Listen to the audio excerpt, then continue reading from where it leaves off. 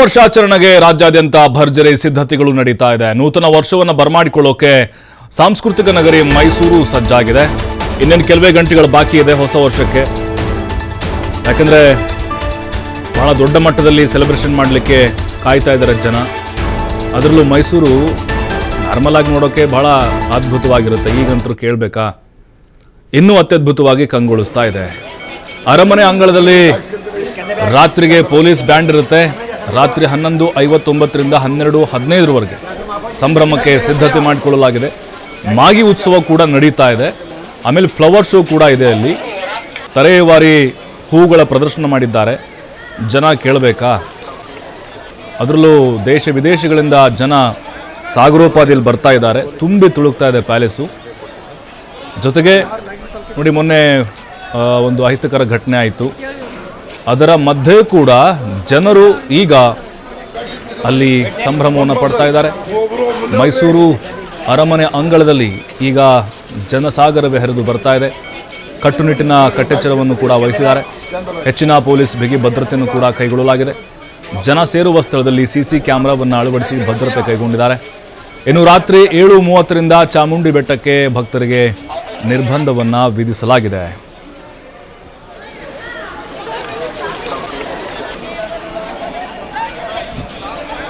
ಪ್ರವಾಸಿಗರದಂದು ಮತ್ತೆ police protection ಬಿಗಿ ಬಂದೋಬಸ್ತ್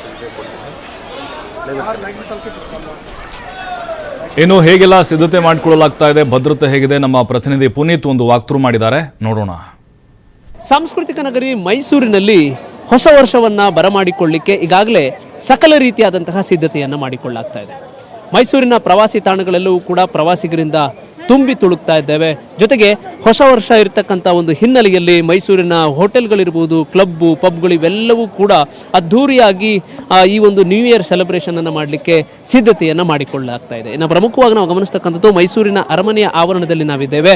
ಈ ಒಂದು ಅರಮನೆಯ ಆವರಣದಲ್ಲಿ ಸಾಕಷ್ಟು ಸಂಖ್ಯೆಯ ಪ್ರವಾಸಿಗರು ಇರತಕ್ಕಂಥದ್ದು. ಯಾಕೆಂತ ಹೇಳಿದರೆ ಕ್ರಿಸ್ಮಸ್ನ ರಜೆ ಇರಬಹುದು, ಜೊತೆಗೆ ಶಾಲಾ ಕಾಲೇಜುಗಳಿಗೆ ಇರತಕ್ಕಂಥ ಸಾಲು ಸಾಲು ರಜೆಗಳೇನಿರ್ತವೆ, ಈ ಒಂದು ಹಿನ್ನೆಲೆ. ಜೊತೆಗೆ ಮತ್ತೊಂದು ಪ್ರಮುಖವಾದಂತಹ ಅಂಶ ಅಂತ ಹೇಳಿದರೆ ಹೊಸ ವರ್ಷದ ಸಂದರ್ಭದಲ್ಲಿ ಮೈಸೂರಿನಲ್ಲಿರಬೇಕು ಅನ್ನೋ ಒಂದು ಇಚ್ಛೆ ಸಾಕಷ್ಟು ಜನಕ್ಕಿರುತ್ತೆ. ಹೀಗಾಗಿ ಮೈಸೂರಿನ ಪ್ರವಾಸಿ ತಾಣಗಳಿಗೆ ಲಗ್ಗೆ ಹಿಡಿತಾರೆ. ಇನ್ನು ಮಾಗಿ ಉತ್ಸವದ ಒಂದು ಅಂಗವಾಗಿ ಮೈಸೂರಿನ ಅರಮನೆಯ ಆವರಣದಲ್ಲಿ ಫಲಪುಷ್ಪ ಪ್ರದರ್ಶನವನ್ನು ಕೂಡ ಆಯೋಜನೆ ಮಾಡಲಾಗಿದೆ. ಆ ಒಂದು ಫಲಪುಷ್ಪ ಪ್ರದರ್ಶನವನ್ನು ಕೂಡ ಪ್ರವಾಸಿಗರು ಕಣ್ತುಂಬಿಕೊಳ್ತಾ ಇದ್ದಾರೆ. ವಿಶೇಷವಾಗಿ ಇವತ್ತು ನ್ಯೂ ಇಯರ್ ಏನು ಬರಮಾಡಿಕೊಳ್ಳಲಾಗ್ತಾ ಇದೆ, 2026ಕ್ಕೆ ವೆಲ್ಕಮ್ ಅನ್ನು ಹೇಳುವಂತ ಒಂದು ಹಿನ್ನೆಲೆಯಲ್ಲಿ ಈಗಾಗಲೇ ಅರಮನೆಯ ಅಂಗಳದಲ್ಲಿ ರಾತ್ರಿ ಪೊಲೀಸ್ ಬ್ಯಾಂಡ್ ಇರುತ್ತೆ. ಜೊತೆಗೆ ರಾತ್ರಿ 11:59ರಿಂದ 12:15 ಹಸಿರು ಪಟಾಕಿಯನ್ನು ಆರಿಸುವ ಮುಖಾಂತರ ಇಡೀ ಅರಮನೆಯೇ ವಿದ್ಯುತ್ ದೀಪಾಲಂಕಾರದಿಂದ ಕಂಗೊಳಿಸುತ್ತೆ. ಅಷ್ಟರ ಮಟ್ಟಿಗೆ ಈಗಾಗಲೇ ಹೊಸ ವರ್ಷದ ಆಚರಣೆಗೆ ಮೈಸೂರಿನ ಅರಮನೆಯ ಅಂಗಳ ಸಿದ್ಧವಾಗ್ತಾ ಇರತಕ್ಕಂಥದ್ದು ಪ್ರವಾಸಿಗರನ್ನ ನಾವು ಗಮನಿಸಬಹುದು. ಇನ್ನು ಭದ್ರತಾ ದೃಷ್ಟಿಯಿಂದ ಒಂದಷ್ಟು ಸಿಬ್ಬಂದಿಯನ್ನು ಹೆಚ್ಚುಗೊಳಿಸುವಂಥ ಒಂದು ಕೆಲಸವನ್ನು ಕೂಡ ಮಾಡಲಾಗಿರ್ತಕ್ಕಂಥದ್ದು. ಇನ್ನು ಅರಮನೆಗೆ ಲಗ್ಗೆ ಇಟ್ಟಿರ್ತಕ್ಕಂಥ ದೇಶ ವಿದೇಶದ ಪ್ರವಾಸಿಗರನ್ನ ನಾವು ಗಮನಿಸಬಹುದು.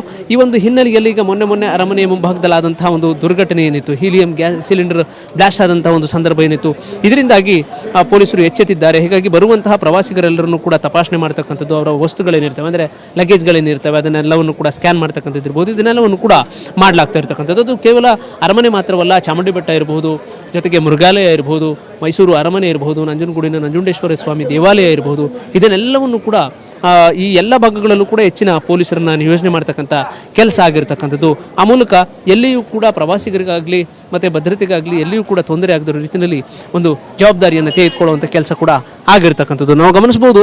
ಇಡೀ ಮೈಸೂರಿನ ಒಂದು ಪ್ರವಾಸಿ ತಾಣಗಳೆಲ್ಲವೂ ಕೂಡ ಇವತ್ತು ಪ್ರವಾಸಿಗರಿಂದ ತುಂಬಿ ತುಳುಕ್ತಾ ಇರತಕ್ಕಂಥದ್ದು. ಜೊತೆಗೆ ಮೈಸೂರಿನಲ್ಲಿ ನ್ಯೂ ಇಯರ್ ಅನ್ನು ಸೆಲೆಬ್ರೇಟ್ ಮಾಡಲಿಕ್ಕೆ 2026 ಬರಮಾಡಿಕೊಳ್ಳಿಕ್ಕೆ ಸಾಕಷ್ಟು ಸಿದ್ಧತೆಯನ್ನು ಮಾಡಿಕೊಳ್ಳಲಾಗ್ತಾ ಇರತಕ್ಕಂಥದ್ದು. ಮೈಸೂರಿನಲ್ಲಿ ಈ ಒಂದು ಪ್ರವಾಸಿ ತಾಣಗಳೇನಿದ್ದಾವೆ ಹೊಸ ವರ್ಷದ ಸಂದರ್ಭದಲ್ಲಿ ಸಾಕಷ್ಟು ಸಿಂಗಾರಗೊಂಡಿರೋದ್ರ ಜೊತೆಗೆ ಇಲ್ಲಿ ಯಾವುದೇ ರೀತಿಯಾದಂತಹ ಸಮಸ್ಯೆ ಆಗದಿರೋ ರೀತಿಯಲ್ಲಿ ಪ್ರವಾಸಿಗರಿಗೆ ಉತ್ತಮವಾದಂತಹ ವ್ಯವಸ್ಥೆಯನ್ನು ಕಲ್ಪಿಸುವ ಮುಖಾಂತರ, ಜೊತೆಗೆ ಪ್ರಮುಖವಾಗಿ ನಾಳೆಯೂ ಕೂಡ ಅಂದರೆ ಹೊಸ ವರ್ಷ ಬಂದಂತಹ ಸಂದರ್ಭದಲ್ಲೂ ಕೂಡ ಹೆಚ್ಚಿನ ಸಂಖ್ಯೆಯಲ್ಲಿ ಈಗ ನಾವೇನು ಪ್ರವಾಸಿಗರ ಸಂಖ್ಯೆಯನ್ನು ನೋಡ್ತಾ ಇದ್ದೇವೋ ಇದಕ್ಕಿಂತ ಒಂದು 3ರಷ್ಟು ಪ್ರವಾಸಿಗರ ಸಂಖ್ಯೆ ಹೆಚ್ಚಾಗಿರುತ್ತೆ. ನಾಳೆ ಹೊಸ ವರ್ಷದ ದಿನ ಚಾಮುಂಡೇಶ್ವರಿಯ ದರ್ಶನ ಮಾಡಬೇಕು ಅನ್ನೋದಿರ್ಬೋದು, ಜೊತೆಗೆ ಮೈಸೂರಿನ ಅರಮನೆಯನ್ನು ನೋಡಬೇಕು ಅನ್ನೋದಿರ್ಬೋದು, ಹೀಗೆ ಹಲವಾರು ರೀತಿಯಾದಂತಹ ಆಸೆಯನ್ನು ಹೊಂದಂತಹ ಜನ ಮೈಸೂರಿಗೆ ಲಗ್ಗೆ ಇಡ್ತಾರೆ. ಹೀಗಾಗಿ ಬರುವಂತಹ ಪ್ರವಾಸಿಗರಿಗೆಲ್ಲರಿಗೂ ಕೂಡ ಮೂಲಭೂತ ಸೌಕರ್ಯಗಳನ್ನು ಒದಗಿಸುವ ಮುಖಾಂತರ ಹೆಚ್ಚಿನ ಭದ್ರತೆಯನ್ನು ನೀಡತಕ್ಕಂಥ ಒಂದು ಕೆಲಸವನ್ನು ಕೂಡ ಮಾಡಲಾಗ್ತಾ ಇರತಕ್ಕಂಥ. ಆ ಮೂಲಕ ಮೈಸೂರಿನ ಒಂದು ಪ್ರವಾಸಿ ತಾಣಗಳು ಸೇರಿದಂತೆ ಇವತ್ತಿನ ಕಾರ್ಯಕ್ರಮಕ್ಕೆ ಅಂದರೆ ಹೊಸ ವರ್ಷವನ್ನು ಬರಮಾಡಿಕೊಳ್ಳಿಕ್ಕೆ ಇಡೀ ಮೈಸೂರು ಸಿದ್ಧಗೊಂಡಿರ್ತಕ್ಕಂಥದ್ದು. ಕ್ಯಾಮರಾ ಪರ್ಸನ್ ಜೀವನ್ ಜೊತೆ ಪುನೀತ್, ಟಿವಿ 5.